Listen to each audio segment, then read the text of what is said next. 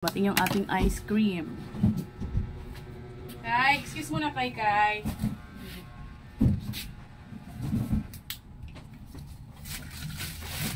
Doon muna ikaw, labas ka. Dali, labas na.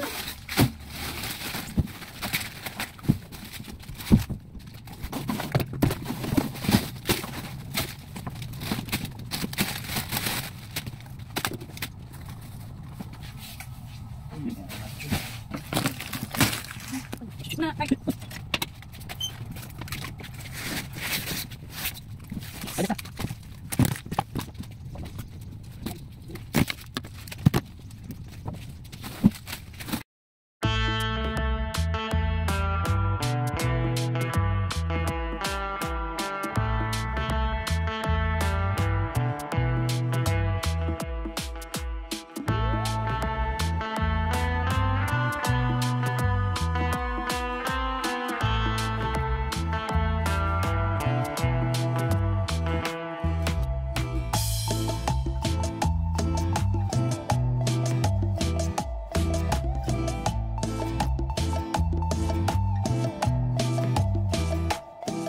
Iya mah.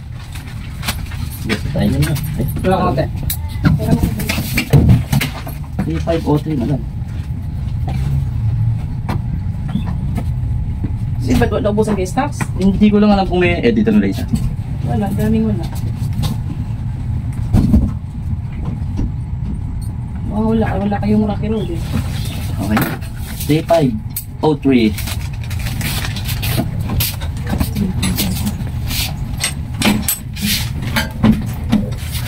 3503.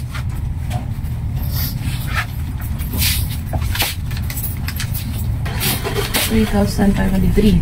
1, 2, 3. 3,500. Huwag kay. Tingnan mo yan eh. Okay. Thank you. Ayan guys, yung sasakyan nila. Nok L3.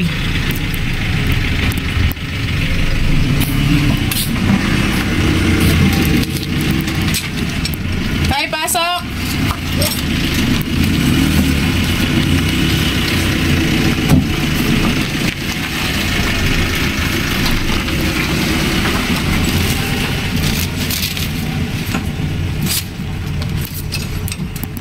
Guys, magandang umaga and welcome back po sa aking channel. So ngayon ay January 22. So wala pa tayong ligo guys ha. Alas 9 pa lang po ng umaga. So dumating yung aking ice cream. So yung iba kong ice cream kasi ginagawa ko guys, tinatanggal ko yung mga luma kasi baka matabunan ba. Yan mamaya ilalagay ko dito. So yung worth ng ice cream natin guys ay nasa ano guys? Nasa 3,897.78. Ayan. So, niless nila yung subsidy ko na 394.80. So, binayaran ko na lang guys ay 3,502.98. So, ginawa ko 3,503. So, round off na yan kasi 0.98. Yan. Ito yung aking subsidy noong December. Yan. O talaga guys, pag may ganyan tayo na may subsidy tayo, talagang singilin natin kasi nung time na dati kasi hindi nila naibigay sa akin yung dalawa kong subsidy. Talagang pinilit ko, sabi ko talaga na kung hindi nyo ibibigay yung aking subsidy, di na ako order. Babalik ko nila yung ano ninyo, yung freezer ninyo. O di na ano naman, natakot. So binigay sa akin. Ayan. So itong ating ice cream, yan puno na naman. Yan. So lagay ko lang yung ating, yan guys, so kasi baka matunaw naman. No? Lagay lang natin.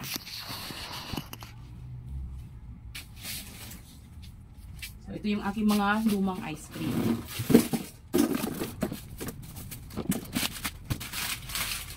Tanggalin natin yung mga plastic kasi dalawa lang naman ang natira nito. Yan.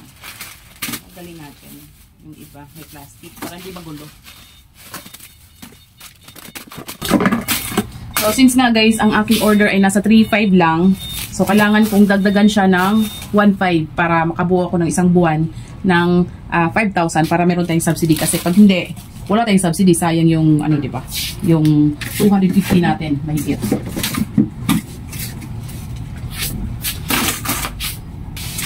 Yan. So, daming kulang guys, no? Wala siguro silang stocks kasi wala akong mga Rocky Road.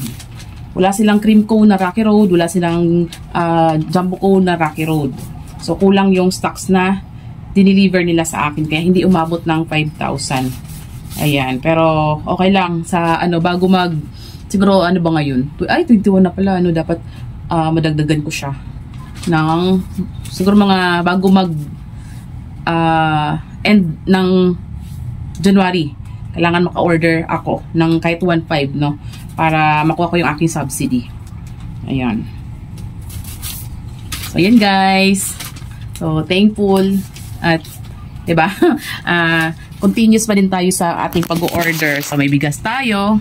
Meron tayong ice cream. Diba? So, yung ano naman guys, yung frozen ko, medyo konti na. Baka sa Sabado or Linggo, mag-grocery kami. Pandagdag sa aming tindahan. Ayan. So, yun lamang guys ang aking sinishare. Maraming salamat sa panonood. Paalam. Bye-bye.